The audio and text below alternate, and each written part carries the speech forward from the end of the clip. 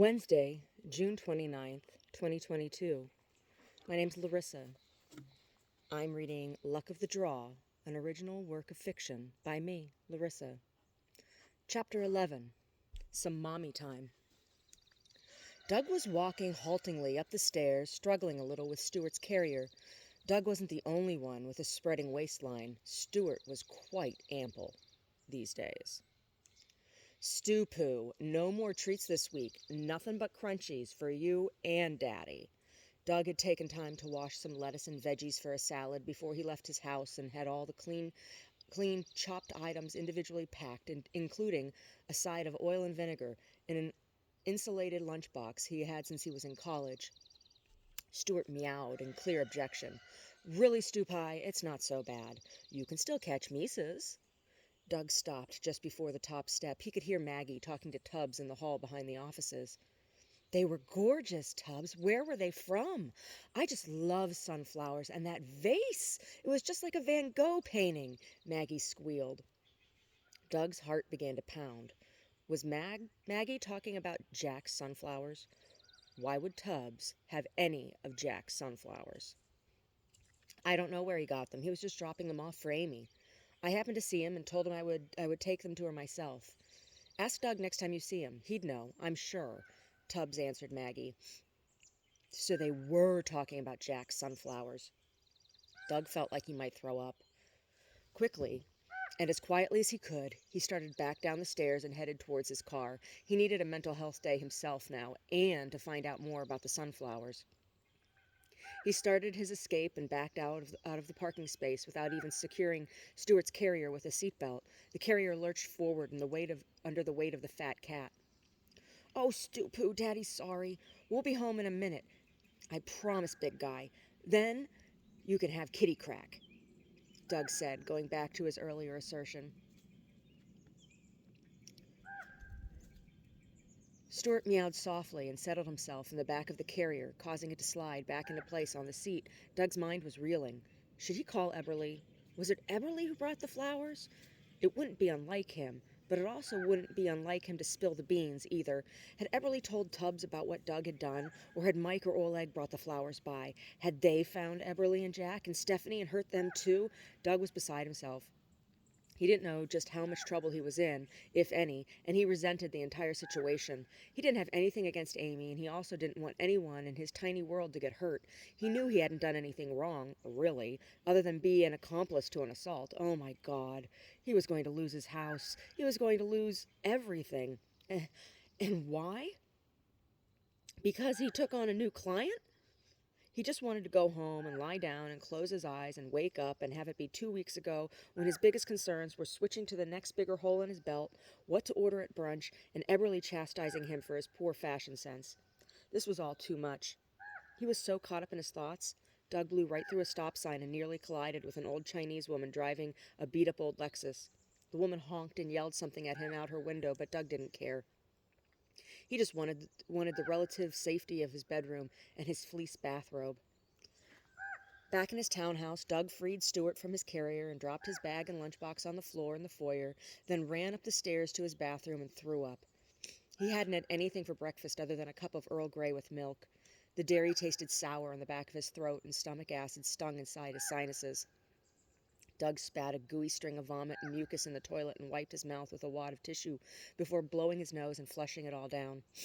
Then he rinsed out his mouth and washed his face with cold water. Standing bent over the sink, with his head under the stream, he let the cold water wet his head.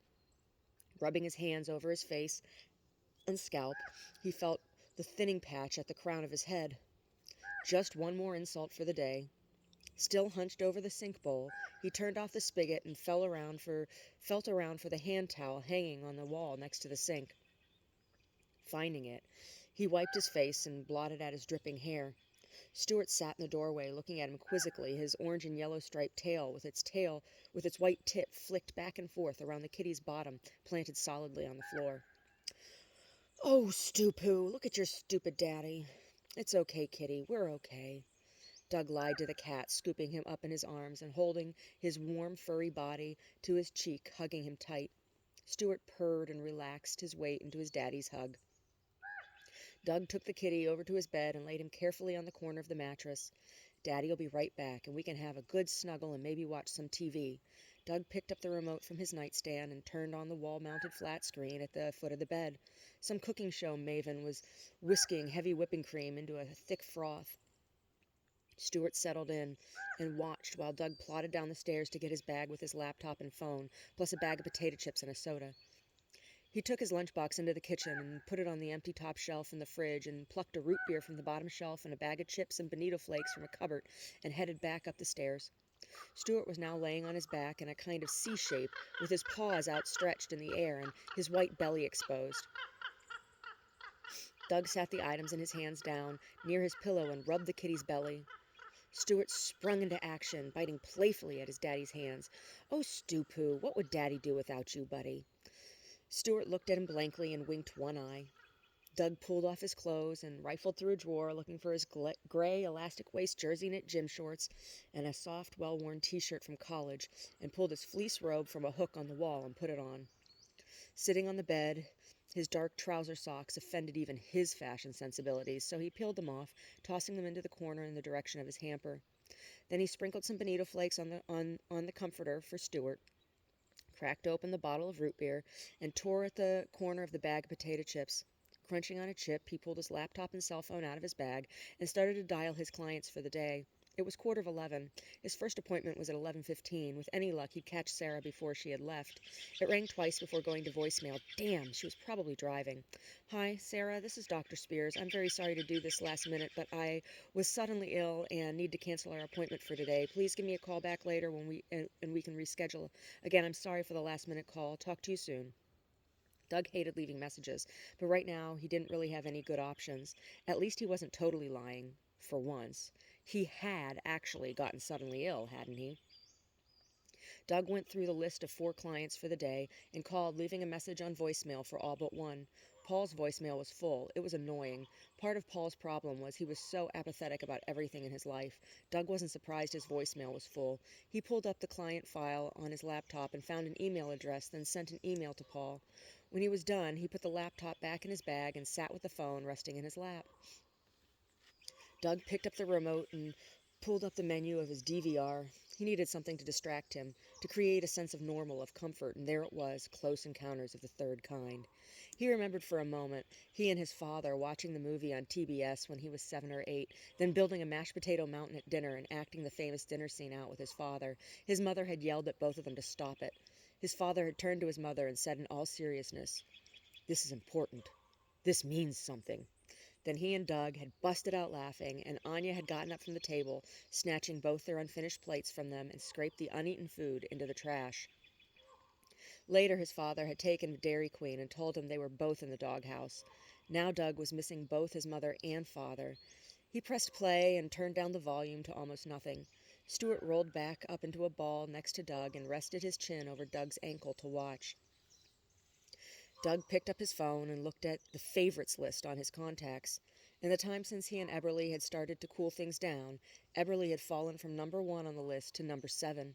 Galena was now number 1. Doug dialed her first. "Привет, Doug," Galena answered. "Hi, Galena. I just wanted to call and check in, see how you're doing." Doug had a feeling in his stomach, like the day before the first day of school. "Oh, Doug, this old bubby is just fine. How are you, dear? How is Mr. Eberly these days? Did he like the t-shirt? It made me think of him. That's why I purchased them." Doug looked over to the chair next to his hamper and saw the t-shirts still folded with tags on them resting on the seat with the folded pair of old jeans. "Oh, he loved it. You know he does," Doug lied to the sweet old woman. "That's nice, dear. Are we still on for lunch Saturday?" "Yes, Galena, unless the good Lord says my time is up," Doug laughed nervously. "Don't be silly. I'll be rotting in the ground long before your time is up," Galena said with an air of annoyance. "One never can tell, Bubs," Doug reminded her. "Oh, Doug, what's wrong, dear? Maybe Galena will make lunch on Saturday? It's been some time since I made a pot of borscht or baked some good black bread, no?" "Galena, that would be wonderful," Doug said sincerely. Anya had made borscht when Doug was growing up too, but she never used meat in her recipe. Doug relished the chunks of beef and the big round bone in Galena's soup, and her bread was always a better texture than his mother's ever was. She used to bake double batches and give half to Anya every week until Doug graduated from high school. After that, Galena stopped baking so much, and Anya just bought seeded rye from the bakery. Well, I will look forward to seeing you then, dear. And if you want, Mr. Eberly is welcome to join us too, since it's such a special meal. I'll ask him, Galena, but I think he already has other plans. Doug had no idea if Eberly had plans, but even if they hadn't been fighting, Doug didn't feel like sharing this with him anyway. But Galena didn't need to know that. Well, maybe my new gentleman friend will join us. I think he'd like to meet you, and I'd like you to meet him. Doug almost choked on spittle. Oh, Galena, I do want to meet him, but can't it just be us on Saturday? Just family? Doug almost begged. He really had no interest in meeting Galena's new gentleman friend. He was certain he was, in fact, no gentleman, but he didn't know how to explain that to Galena without upsetting her too much. Why, Doug, you sweet boy, Galena knows. You just need some mommy time. Doug was relieved. Yes, Galena, I love you. I love you too, dear. Now I need to go. Okay, be safe, and let me know if you need anything anytime, even if it's in the middle of the night, even early in the morning. If you need anything, just call, okay? Galena laughed. Of course, Doug. You're my baby too, my love. Okay, see you later. Yes, bye-bye. Bye. Doug hung up and took a deep breath. Good old Galena, what a gem. No one could ever be a better aunt to Doug, even if they were blood. Stuart shifted his weight and rubbed his face against Doug's ankle. Doug reached down and rubbed the kitty's ears, then slumped back onto his pillow. He needed to call Eberly. He picked up the phone and pressed Eberly's name on the contacts list. It only rang once. Douglas, what a surprise, Eberly answered. Eb, we need to talk. What? Shall I come by and get my drawer? Do you have it boxed up for me already? You know, I do want that deco side table I bought in BC last spring. The only reason it's in your place is because it didn't fit in mine at the time, and now I have room for it, Eb lied. He didn't have room for it, but he thought it would make a lovely housewarming gift for Stephanie when she graduated and she and Jack settled in their new place. It would be perfect next to the Gettleman family chair. In the meantime, he could squeeze it in his bedroom. It would be a little crowded, but it would only be temporary. That's not why I called, but whatever you want. I don't care about the table, and it's over for us. I'm a big boy, and so are you. Doug didn't care about the table. He had never even liked it. He thought it was hideous. It was on the small landing in the middle of his staircase, and Doug frequently stubbed his toe on it coming down the stairs in the morning. Well, if that's how it is, Eberly started. Yeah, that's how it is, Eb. Look, I just want you to know. Did you send sunflowers to Amaranth Gonder? Eberly was silent for a moment. Doug thought he had his answer. No, I didn't, he finally replied in a voice Doug had never heard before, a voice totally devoid of feminine aspect. The answer was like a sucker punch. Then who the fuck did, Eberly? Who the fuck sent Jack sunflowers to Amaranth Gonder? Well, lover, I may have told Jack and Steph about your little situation, and Jack may have felt bad for the poor woman you so cruelly assaulted, and he may have just taken her a big, beautiful vase of flowers. But she wasn't there, so she gave them to some janitor. Doug felt the blood rising to his face in anger and fear. You did what? We are definitely over. You are the worst boyfriend ever. Have you and I ever had anything that was private between the two of us? Anything?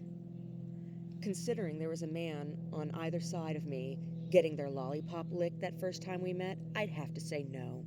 Probably not. Eberly was right in his recollection. There had been two other couples enjoying themselves at the truck stop that fateful evening. Doug was not amused. He had always taken Eberly's confidences very seriously, whether personal or work-related. This was more betrayal than he could stand for. Then yeah, come get your shit tonight. I'll have it by the curb where the trash belongs. Eberly let out a high-pitched cut-off sound from the back of his throat before hanging up the phone. Doug became lightheaded and his thoughts began to swim, and his sight narrowed with anger and fear. Who all knew? Had they told the police yet? He closed his eyes and fell back onto the pillow, but he was just a little too close to the wall and smacked the balding crown of his head on the drywall, leaving a small dent. He rolled to his side, grasping the top of his head in pain. Stuart meowed and scrambled off the bed and into Doug's slightly open closet to hide. Damn it, Stupa, you better not pee in there. Doug got up and knelt down next to the bed and fished with one arm for a Rubbermaid container. He found an empty one among the others filled with winter sweaters and other cold weather clothes he used when traveling, and threw it on the bed. Then he went to his dresser and pulled out the drawer with Eberly's things and dumped it in. Then he went back into the bathroom and grabbed Eberly's toothbrush, toothpaste, aftershave, face wash, and lotion and threw them on top of the pile of now unfolded clothes, sex toys, and lube. He secured the lid and tore off his gym shorts, replacing them with the jeans sitting on his chair. Reminded once again of the t-shirts from Galena, he took one and stuffed it in the box with Eberly's other things. Then he put on the plastic Adidas slides he saved for wearing in public showers and carried the box down the stairs and sat it by the door. Then he went back up to the landing and picked up the side table and carried it down as well. He stacked the box on top of the table, then lifted both items up from the lip of the table and carried them out to the curb at the end of the driveway. Back in the townhouse, Stuart was sniffing the empty space where the table had once sat. Doug bent over and rubbed the kitty's ears. "Don't worry, Stu-Poo. I'm sure Eberly still loves you. It's not your fault. Eb is just an asshole Daddy used to fuck." Stuart looked up at Doug and ran down the stairs to his bowl of crunchies. Doug stomped up the stairs to get his wallet, phone, sunglasses, and keys. As he walked out the front door, he had the sunglasses resting on his head. As he locked the door, he called in to Stuart. "Back real soon, Stu-Pie. Be good," he called through the door. Doug situated himself behind the wheel of the Escape and backed out, almost hitting the pile of Eberly's belongings. He stopped and pulled out his phone just long enough to text Eb. "Your shit's at the curb. Get it before gypsies steal it." Then he finished backing out of the driveway and sped off toward Palo Alto.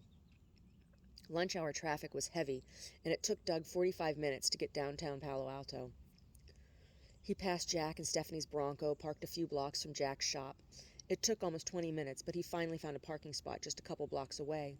Dressed in his Dartmouth shirt, faded jeans, sunglasses, and Adidas sandals on the Palo Alto street, Doug looked much more like a Stanford undergrad than he did a grown man with a private clinical practice. He could see Jack's shop. The door was open, and Doug could see Jack behind the counter laughing with a woman holding a giant vase of roses. The sight of the flowers made him even more angry. If Eb's stuff was still at the curb when he got home, he'd add the sunflowers on his coffee table to the pile. Otherwise, he'd just enjoy smashing the vase and throwing the flowers in his compost bucket. A bell chimed as Doug walked in the door of Jack's shop, Masterpiece Flowers.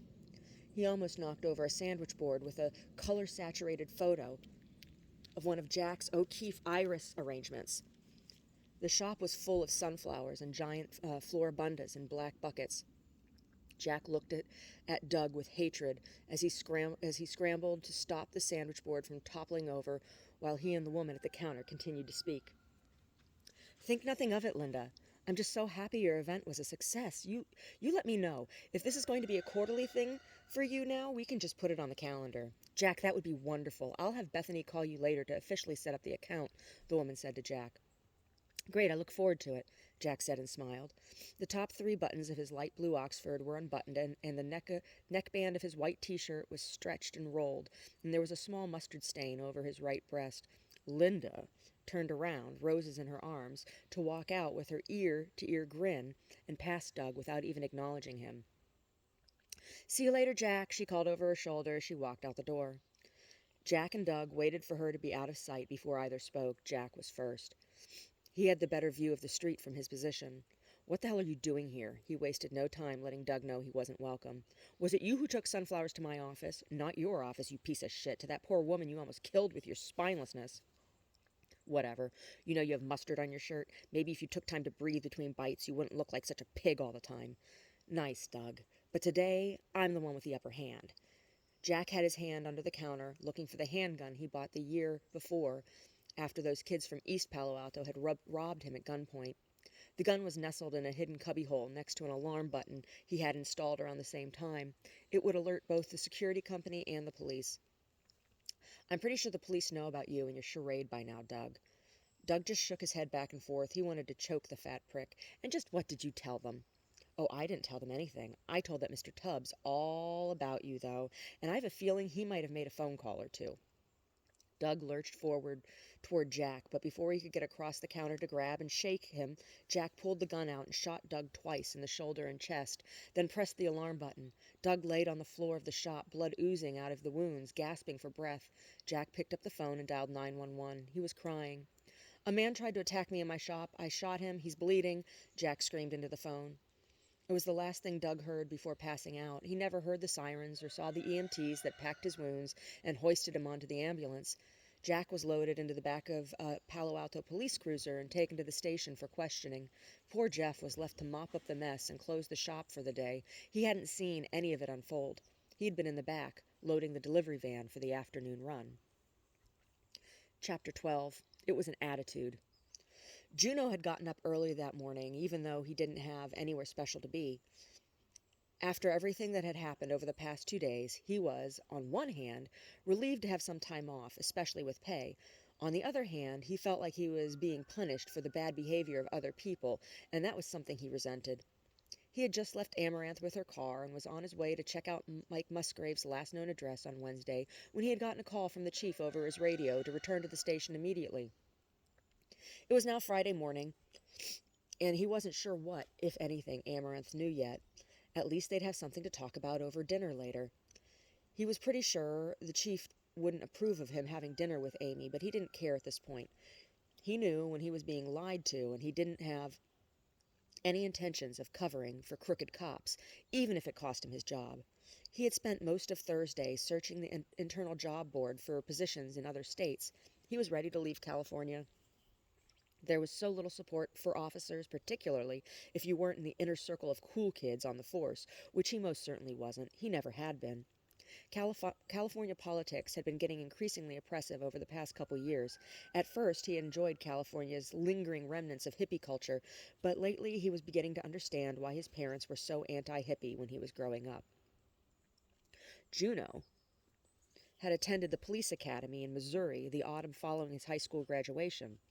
After graduating from the academy, he had worked in his hometown of Parkville for almost 2 years before taking a beat position in Mountain View following his big sister's lead and moving out west.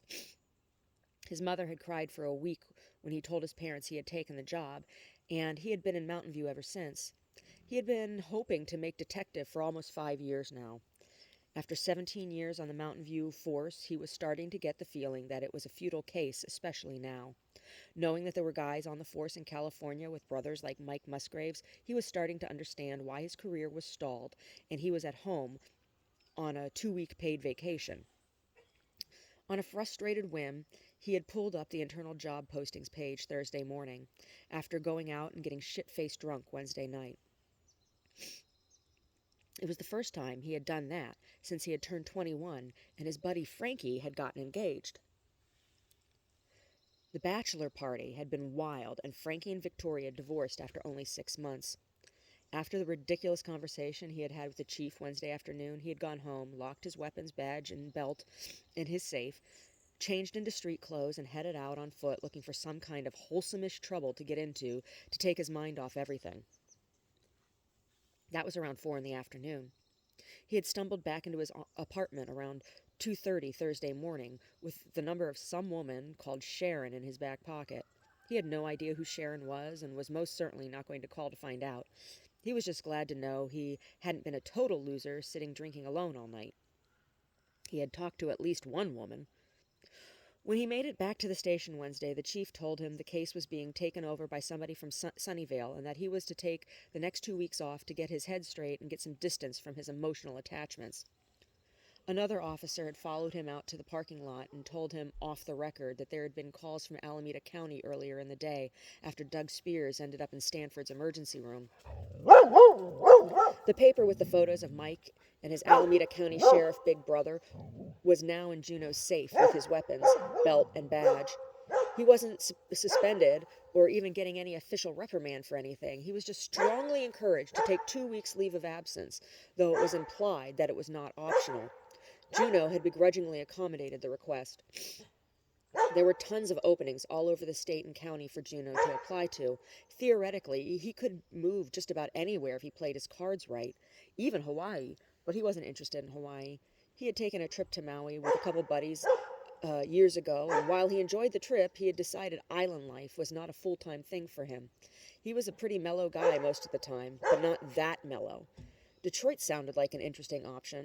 He had a cousin that lived in the suburbs there and had mentioned something about being able to buy a two-bath, three-bedroom house for well under 10 grand, and that had blown Juno's mind at the time. New England was also attractive to Juno, who was no stranger to winter storms, having grown up in the Midwest. He was familiar with small town dynamics, old farmhouses, and old family money. Part of his discontent in California came from the fickleness of the culture. It was hard to make friends, and no one seemed to have any loyalty to anyone but themselves. He knew he didn't really belong. Maybe this was a blessing in disguise. Maybe it was his lucky day. Juno closed his laptop and sat it on the pillow next to him and looked out the window. It was a day like any other in the bay. The sun was golden and shining against the bright blue sky. It was neither too warm nor too cool. The birds were singing and people were out and about. He could see a couple of women power walking along the walkway in the park just across the street from Juno's apartment. They looked like most of the women out power walking on any given day in the bay. Yoga pants, yoga top, designer tennis shoes, floppy messy ponytail, fake tits, wrist and ankle weights. Some pushed strollers, others didn't. Either way, none of those women had ever interested Juno. They were all the same, boring and average. Plodding into the bathroom, Juno turned the water on in the shower to heat up while he undressed and chose a clean towel and washcloth from the linen closet. The last date he had been on had been with Naomi, the social worker from El Camino Hospital.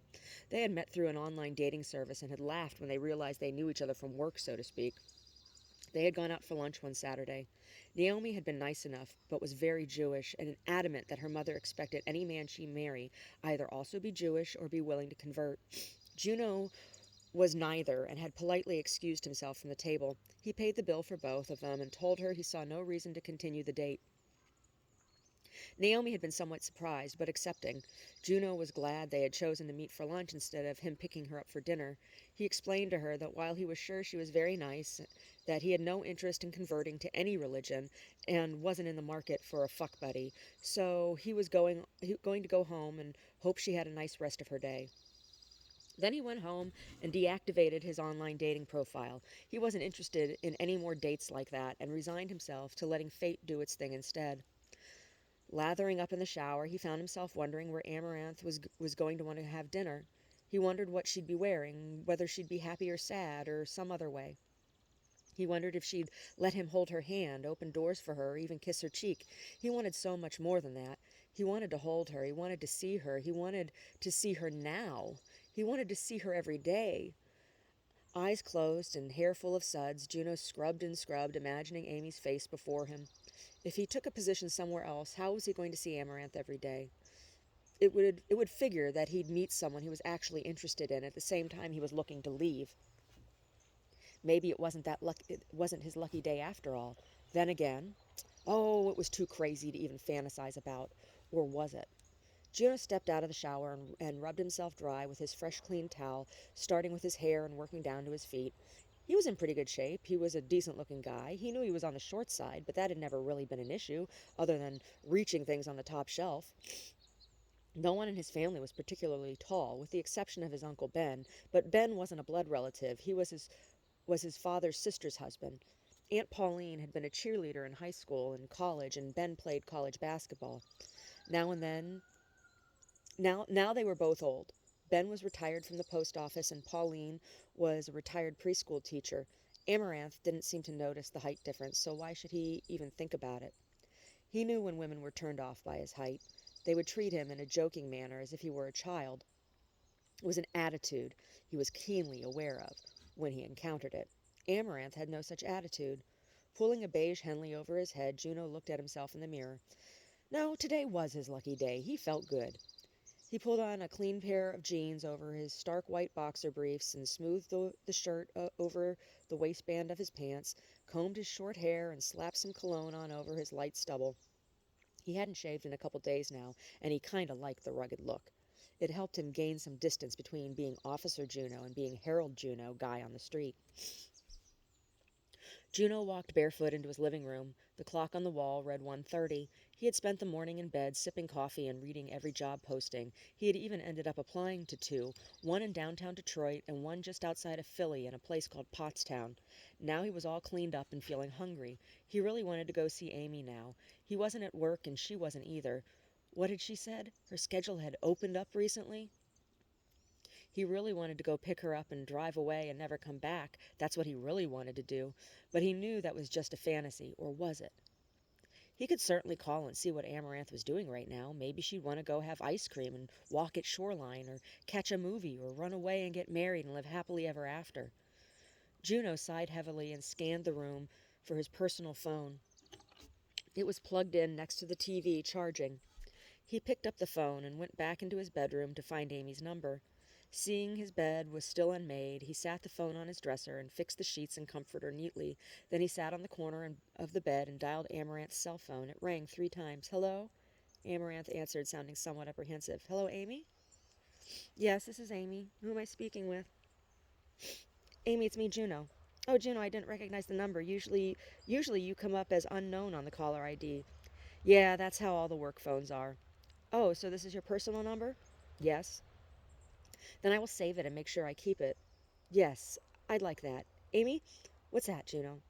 "Amy, my name's Harold." "I know." "You know? How'd you know?" "Because Naomi called you Harold at the hospital." "She did?" "Yeah, after you left.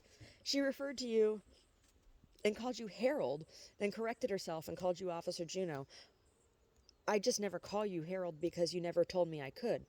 "Oh, well, please call me Harold, or Harry. My friends call me Harry." Amaranth giggled. "What's so funny?" Juno asked. "I don't know. You just don't seem like a Harry to me. I'll call you Harold. But I'm not going to call you Harry." "Well, I'm not going to call you Amy anymore then." "Why?" "Because you don't seem like an Amy to me. I never think of you as Amy. I always think of you as Amaranth." "Oh, well, okay. But the only other people who actually call me Amaranth are my parents and my brother." "Well, that sounds like company I wouldn't mind keeping." Amaranth and Harold were both silent for a long, awkward moment. Juno spoke first. "Amaranth, I have so much I want to tell you. Are you busy right now?" Amy laughed. "Busy doing what? Me and Liza have just been sitting around Tubbs' house reading and drinking iced tea. Maddie's at some book club or something, and Tubbs is on site at one of the properties. Until I figure out where I'm going to be setting up office for sure, I'll be postponing rescheduling any clients." "Why? Don't we still have plans for later tonight?" "Yeah, we do. But I was hoping we could get together a little sooner, like maybe in the next half hour?" Juno said nervously. "Sure, that's fine with me, but don't you have work?" "That's what I want to talk to you about." "Did they fire you?" Amy asked abruptly. Juno was taken aback. No, what made you ask that?" "Oh, nothing serious. Not really for any reason at all. Just a feeling." "Well, it's not exactly like that, but I don't want to talk about it over the phone anyway." "Can I come pick you up?" Juno asked, in an almost desperate plea. Amy was silent for a moment on the other end of the line. Juno was getting worried that he was being too forward with this woman who had already been through so much. "Yes, please. I'd love to get out of the house. See you soon?" "Yes, I'm on my way. Love you." Juno hung up, then realized what he had just said to Amaranth. Love you? Where had that come from? Back at Leon and Maddie's, Amy sat on her bed, staring at the phone in her hand. Had Harold just told her he loved her? She was going to have to think about this fast. Amy grabbed her purse and dug around for the satin pouch of cards. She slid the cards out of the pouch and into her left hand and began to shuffle. Then she took a deep breath and turned up 3 cards: the Lovers, Queen of Cups, and once again, the Page of Cups. Well, the cards couldn't be more clear. She closed her eyes and placed one hand over her third eye and one over her heart and breathed deeply into each center, seeking to clear away any distraction. Yes, she found Harold attractive. Yes, it was kind of soon for him to be telling her he loved her. No, she did not feel threatened or afraid of Harold. Amy opened her eyes and took another deep breath before slipping the cards back into their pouch. Then, going to the bathroom, she washed her face and hands, brushed her teeth, and combed her hair. Just as she was slipping her feet into a pair of slingback sandals, the doorbell rang. Liza meowed and walked out into the hallway, pawing at the sliding glass door into the center courtyard. Amy opened the door, letting the cat out, walked to the front door, and slipped the metal shutter back from the peephole. It was Harold. He had his hands in his pockets and was looking behind him at his Jeep parked in the street in front of Leon and Maddie's house. Amy smiled before opening the door. "Hi, Harold," Amy said as Juno turned around to face her. His face froze for a moment before breaking into a smile, reflecting the smile on Amy's face. "Hi, Amaranth. Can I come in?" "Well, I don't see why not. Just into the courtyard here. Maddie and Leon haven't told me I can't have anyone over, but they haven't told me I could either, and I don't want to overstep."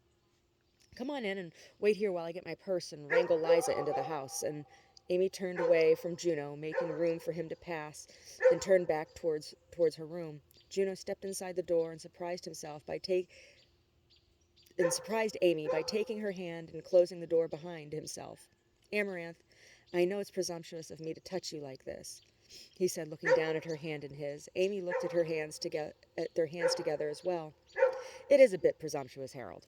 Amy pulled her hand away from his gentle clasp. Let me get my things and we can go somewhere else to talk.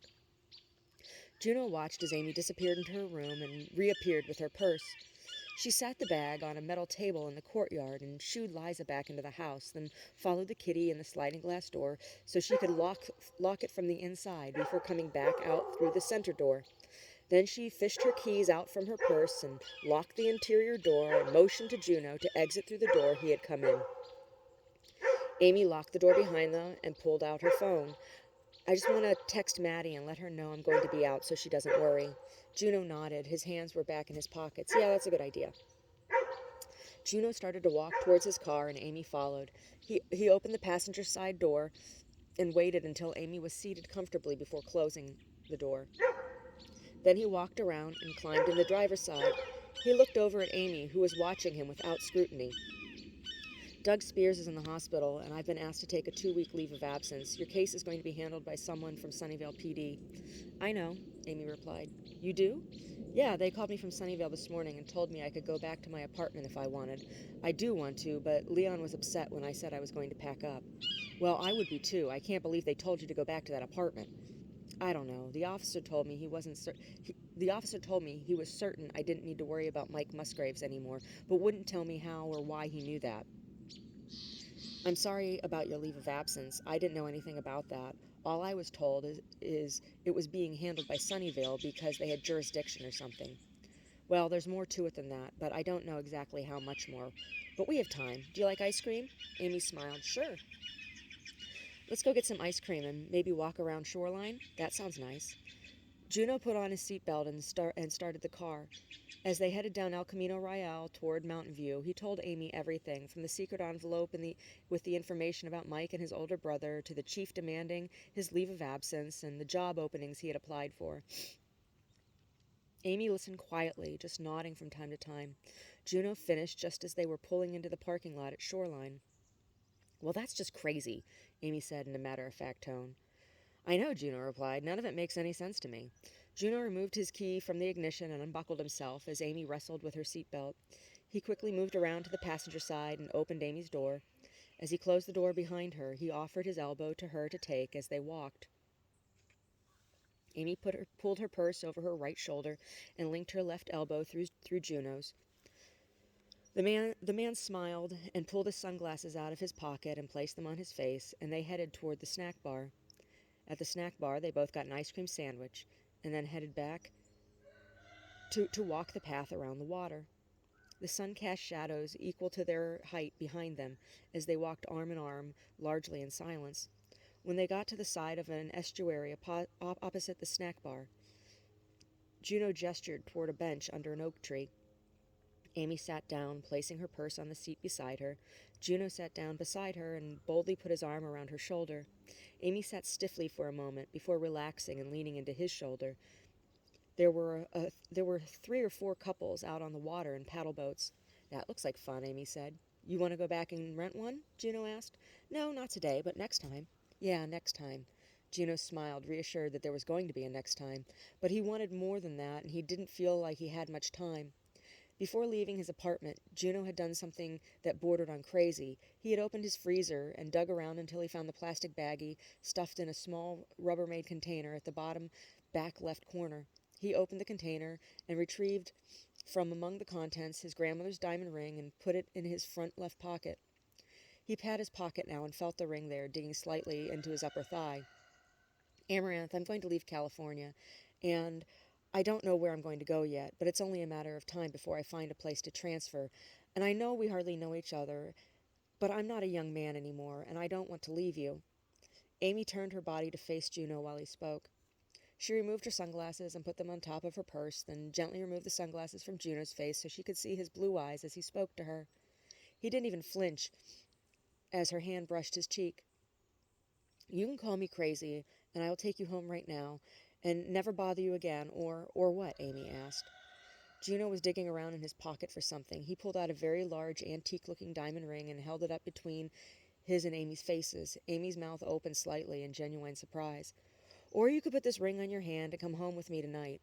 Juno lowered the ring and placed it in the palm of Amy's hand and leaned forward, kissing Amy's slightly parted lips. Amy didn't pull away. She closed her hand around the ring and kissed Juno back. She was old enough. There was no reason to drag things out anymore, and besides, the kiss was sincere, and the cards never lied. Amy whispered in Juno's ear, "Put it on my finger." Juno took the ring that had been in his family since his great-grandmother and grandfather had slipped it on Amy's right ring finger. It fit perfectly. I'm sorry, Amy said, looking at the ring on her finger. For what? Juno was confused. I'm sorry. I'm not healed yet, down there. They cut me. Juno closed his eyes and willed the anger about what had been done to Amy to recede. It's okay. I'm happy to wait until you're ready. You tell me when you're ready. You tell me what's too much and what's okay. We have the rest of our lives. I believe we do, Harold. I believe we do.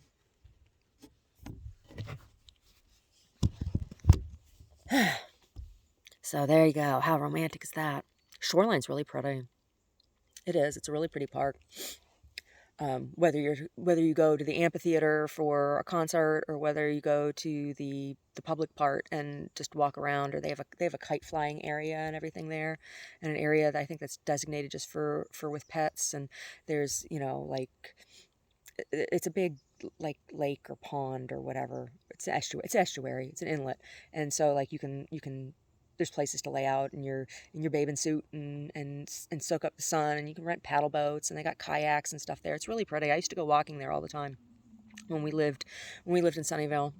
When we lived in Sunnyvale, I used to go walk there because it's really nice. And they do have a nice little snack bar, and you can get ice cream there and sandwiches and burgers and stuff. It's a nice place.